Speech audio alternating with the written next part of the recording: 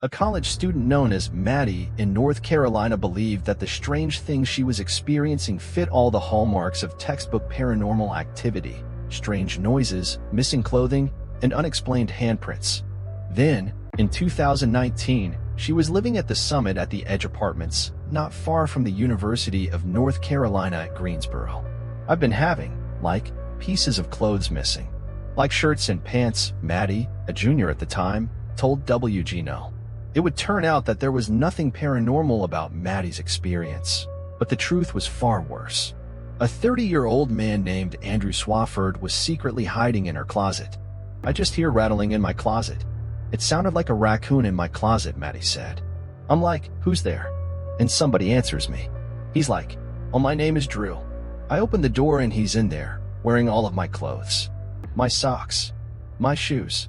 And he has a book bag full of my clothes." It's a terrifying situation for any person, but especially so for a young college student accompanied only by roommates. Maddie called her boyfriend, but kept Swafford talking to distract him. While she waited, he tried on a hat of hers and checked himself out in a mirror. At one point, he complimented her looks and asked for a hug, but he never touched me, Maddie said. Swafford was quickly arrested, but Maddie and the police were unsure as to how he got inside in the first place. Moreover, it wasn't the first time Maddie and her friends had found strange men in their apartment. Just 2 months earlier, they came home to find 2 strangers in their living room. Their leasing office had changed the locks back then, but it apparently did little to stop Swafford from briefly moving in.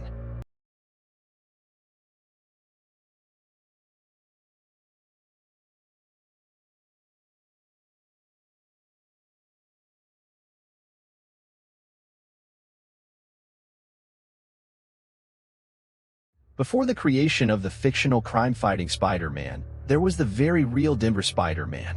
But the Denver Spider-Man was a far cry from his superhero counterpart. In fact, he was a murderer.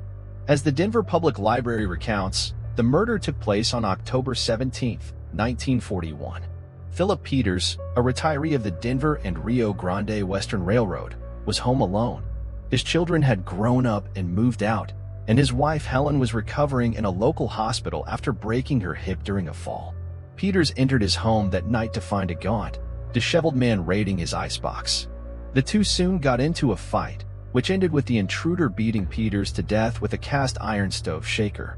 An hour later, Peters' neighbors found his body and called the Denver police, but the authorities could find no sign of where the intruder had gone.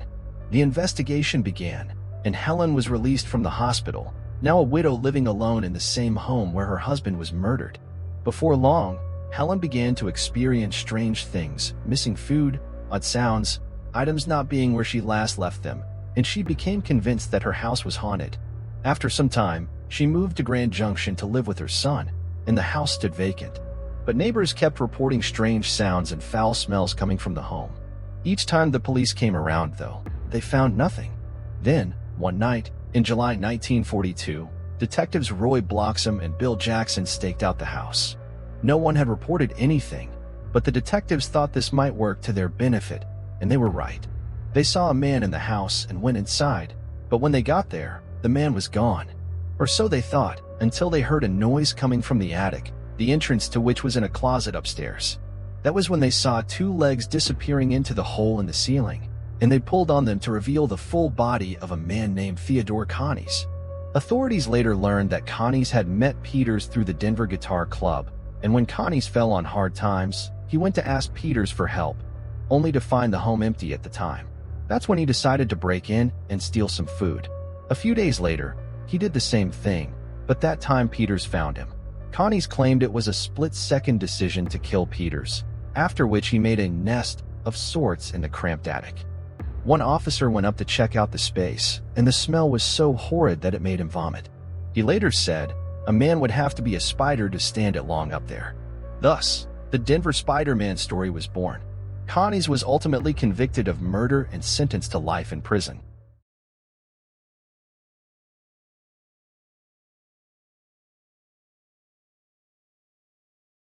It was a quiet, uneventful evening when Lydia locked the doors to her home.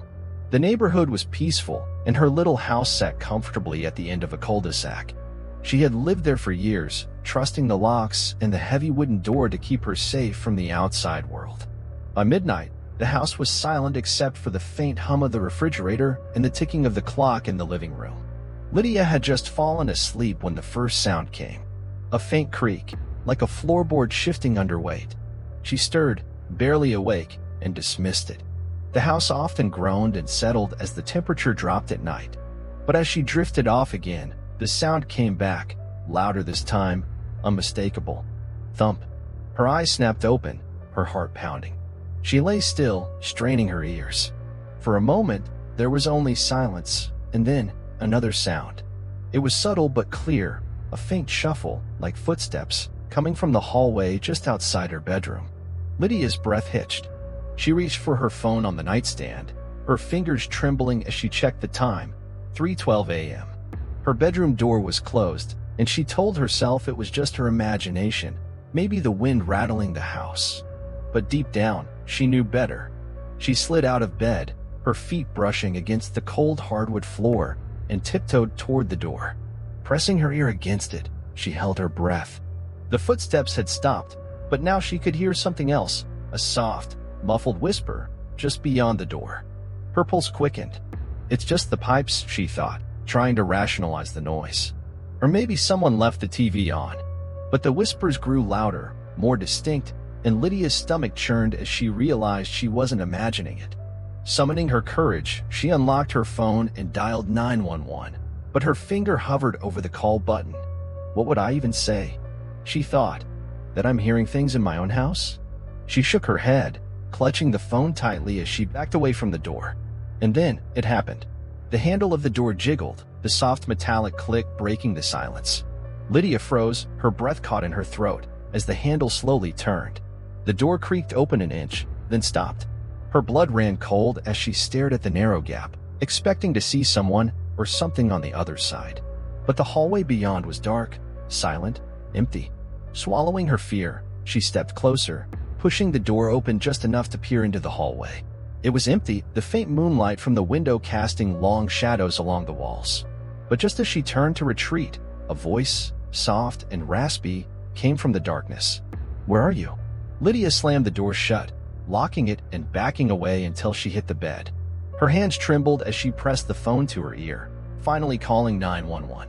The operator's calm voice did little to ease her panic as she whispered her address, explaining what she'd heard. "Stay on the line," the operator said. "Officers are on their way." But as Lydia sat there, waiting, the whispers returned, louder this time, seeping through the door like smoke. They weren't just one voice now. There were multiple, overlapping whispers, their words indistinct but filled with malice.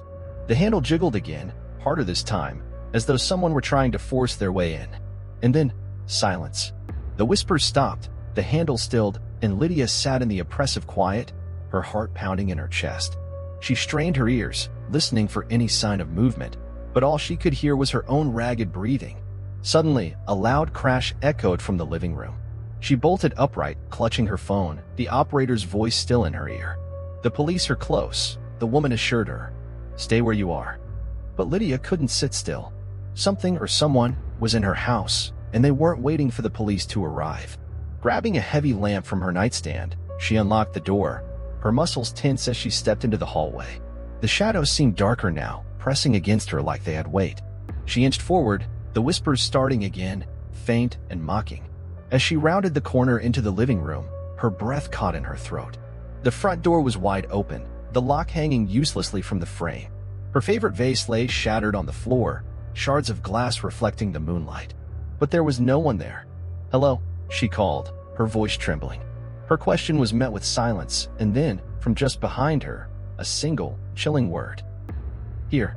Lydia spun around, swinging the lamp wildly, but the room was empty. Her chest heaved as she stumbled back toward the hallway, her mind racing. The whispers surrounded her now, louder and more insistent, their words forming an unintelligible chorus that seemed to come from every direction. The sound of footsteps echoed from the stairs, slow and deliberate, as though someone or something was descending. She turned toward the staircase, her grip tightening on the lamp, but her knees buckled as she saw it.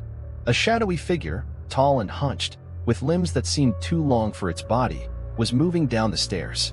Its face was obscured, a dark void where features should have been, but its hollow eyes burned into her, pinning her in place. Lydia screamed, the sound raw and desperate, and through the lamp. It shattered against the wall, and in that instant, the room was flooded with the red and blue lights of the arriving police. The figure vanished.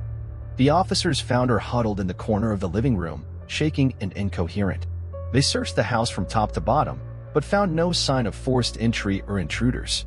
The lock on the door was intact, the vase unbroken, and every door and window was securely shut. When they asked her what had happened, Lydia could only whisper, her voice trembling. They were here? She never stayed in the house again.